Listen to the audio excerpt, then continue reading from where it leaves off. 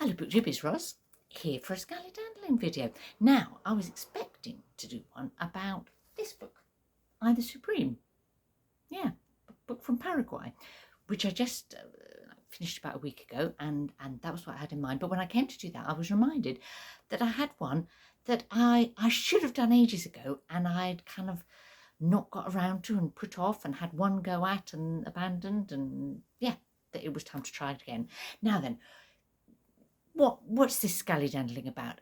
It's when I make videos about reading things from authors who are from countries that are sort of not the British Isles, not North America, not the sort of Western Anglophone countries, or perhaps most immediate bits of Europe, from which most of my reading as I grew up has come. So yeah, it's about looking a bit wider and reading more a bit wider, and sharing that with anyone who fancies watching this on BookTube. So if I'm not talking about the Supreme from Paraguay, what am I? What am I talking about? This is a scallydandle of Korea, with a book called Trees on a Slope by Hwang Sun-wōn, who was one of 20th century Korea's leading writers. Yeah, really important. Yeah, what's important, but you know what I mean. Yeah, writers in Korean from Korea. Now, this is not the first book that I've read from Korea, a Korean author. South Korea has a really, vibrant sort of contemporary literature scene, and there's a lot of really good novels being written and that are getting translated. The most recent one I think that I've read was Kim Ji-young, born 1982, by Cho Nam-ju, which I read earlier this year, a little before I read this one, I think. North Korea is a trickier proposition if you want to read something from there. I ended up reading a memoir by a defector, and that's the sort of the commonest kind of book that you can get hold of by North Koreans. The one I read was the girl with seven names. Yeah, and by the author's Lee Hyun-seo, but yeah, it was about her story of how she got to leave the totalitarian country that is now North Korea. This is special, for various reasons, but it's particularly special to me because the author straddles the two Koreas, as it were, in that he was born in 1915 when Korea was one country, although at that time controlled by the Japanese. I'll come back to that. He was born in what is now North Korea, and at the age of about 30, I think, something like that, he moved to 30, moved to what is now South Korea, and that's where he spent the rest of his life. So he's, I guess, a Korean novelist in every sense. The other reason why this was a special book for me, is the quality of the book itself. This is quite an extraordinarily good book, I thought, but also the fact that I read it as a buddy read with the wonderful Sean, the book maniac. And Sean has made a video also about this book, which he put out a while ago, but I'll put a link to it. And he focuses particularly on the kind of literary qualities of the book, I suppose. And so I'm going to talk a bit more about the context of the story. And but I think both of us would really hope that we can encourage some more people to read this book or this author, because yeah, he's that good. So traditionally in scallydandling videos, I start by kind of locating the country in question for people. you know, that you don't know where Korea is, I'm sure you do, but sometimes it's helpful to kind of see it on the globe. So here we go. See that little peninsula hanging down from the sort of northeast corner of China? That's Korea. It has a border with Russia now as well. The far east of Russia, like just below Vladivostok, that's just above the border with Korea. The other thing to notice, though, is that how close across the sea Korea is to Japan. And so those three countries, China, Russia and Japan, have sort of quite key influences, I suppose, on Korean history. Korea became that sort of a unified peninsula country that you might sort of identify as Korea in around 1000 AD. Medieval and early modern Korea is somewhere that we think of in terms of real like high culture, literature, science, philosophy, you know, that's Korea, as it were. It was often kind of fell then more under sort of Chinese influence. It was often having to kind of keep the Chinese out or pay tribute to China, but essentially it retained its independence in various forms under various sort of different dynasties and so on, until in the 19th century the Japanese kind of moved in terms of influence, and at the end of the 19th century, no, beginning of the 20th century, they actually annex Korea at the point at which sort of Japan was becoming, instead of being enclosed, was becoming, you know, expansionist, and they took over Korea. So in 1915, when the author of this novel was born, Japan controlled Korea, and they were suppressing, I guess, Korean culture and the Korean language. So it's interesting that the young Hwang Sun-wōn went to university in Japan, you know, as a sort of better off, more upper class Korean, and as part, I guess, of their sort of attempt to sort of bring the Korean intelligentsia under sort of Japanese influence.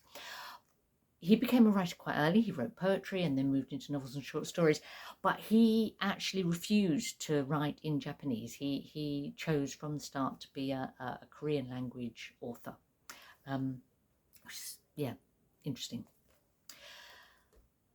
Let's fast forward a little bit. So he's writing, but then we get the Second World War, and obviously towards at the end of the Second World War, you know, Japan is defeated, and the Allies, you know, the winning Allies move into Korea to kind of take it back from Japan at the end of the war in the Pacific.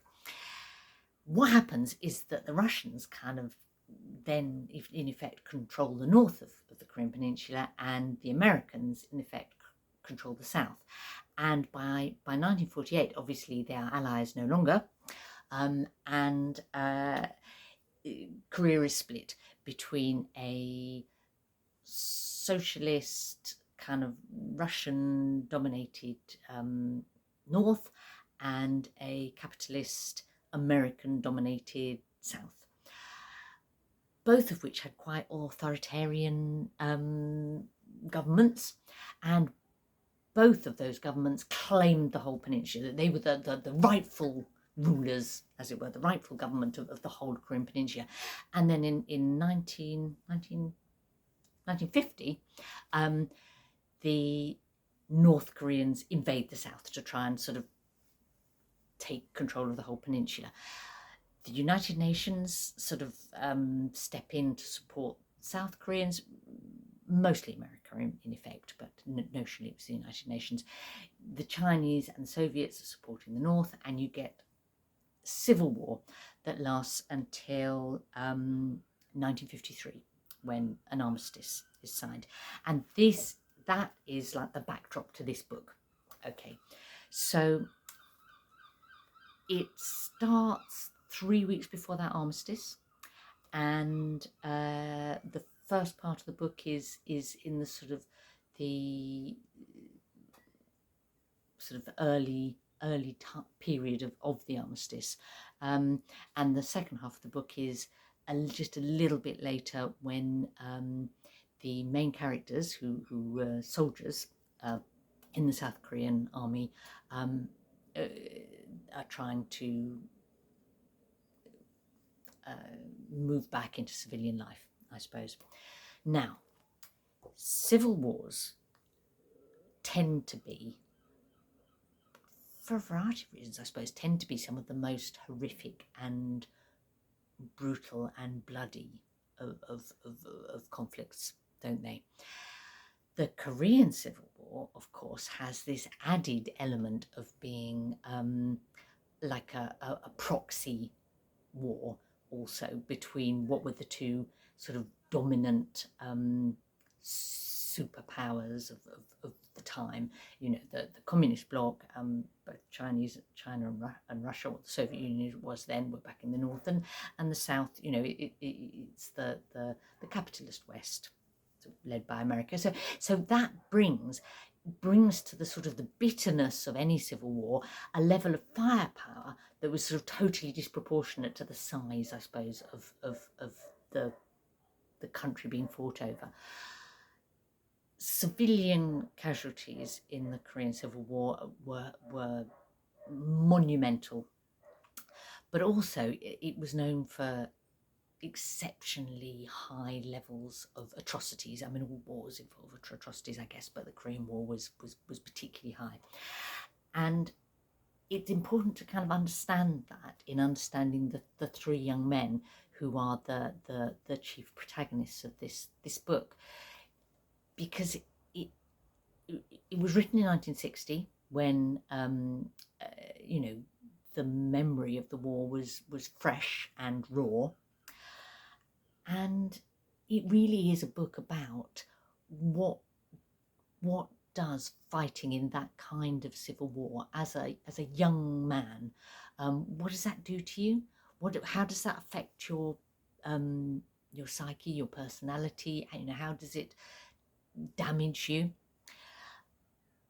And then how do you then play out that damage after the war in your life and in your relationships? And above all, in this book, I think we see how the damage of the conflict then leads to damage to women that the combatants interact with during and after the war. Sounds really grim, doesn't it? Yes, it is a grim book. At the very beginning, in those sort of 3 weeks, the first 3 weeks before the armistice is signed, we get a flavour of combat and the behaviour of the troops on both sides, and it's enough for you to get a sense of how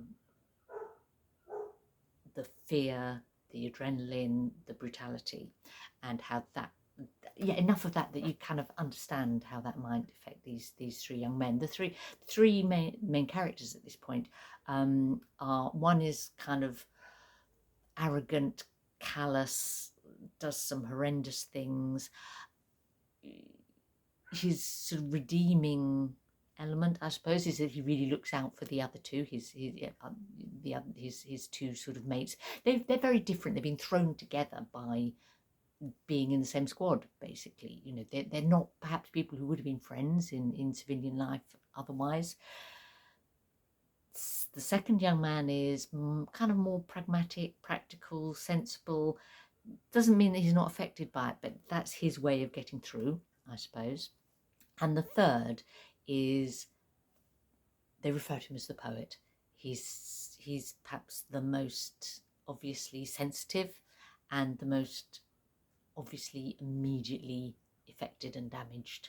And he's perhaps because he tries to hang on to his pre-war self more, and his the relationship, the girlfriend that he had made a relationship with before is very much in his mind, and he hopes or tries to use that perhaps to sustain him.